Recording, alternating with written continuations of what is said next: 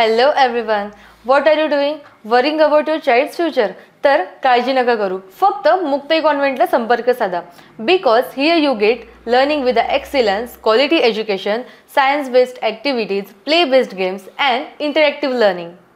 With all these modern teaching methods and strong parent-teacher communication, then what are you waiting for?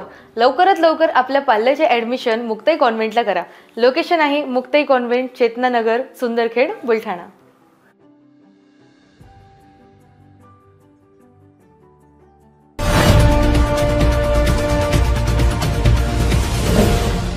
City news वसा जनसेवेचा.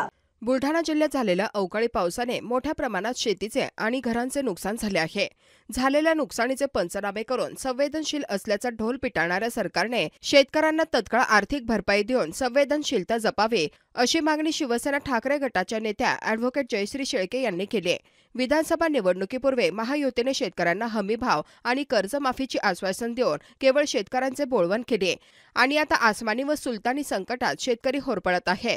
गेल्या 2 दिवसांपूर्वी राज्यासह जिल्ह्यात 166 गावात प्रचंड शेतकऱ्यांचे आणि नागरिकांचे नुकसान झाले आहे. शेतीमालाला भाव नाही, त्यामुळे सुलतानी संकट आणि आता आसमानी संकटाखाली दबलेल्या शेतकऱ्याला वाचवण्यासाठी सरकारने संवेदनशील होऊन नुकसान भरपाई तत्काळ द्यावी अशी मागणी ॲडव्होकेट जयश्रीताई शेळके यांनी केली. 2 दिवसापूर्वी राज्यभरामध्ये आलेल्या अवकाळी पावसामुळे मोठ्या प्रमाणात शेतीचं नुकसान झाले.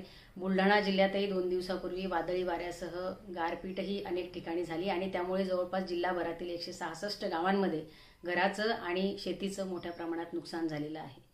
ज्या सरकारने आश्वासन दिलं होतं की आम्ही कर्जमाफी करू निवडून आल्यानंतर, त्याच सरकारचे प्रतिनिधी आता हात वर करतायत आणि सांगतायत की कर्जमाफी केली जाणार नाही.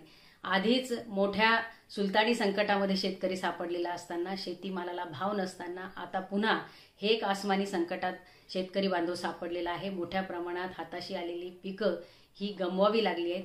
राज्य शासन खरोखर थोडंफार जरी संवेदनशील असेल तर तातडीने या सगळ्या नुकसानीचे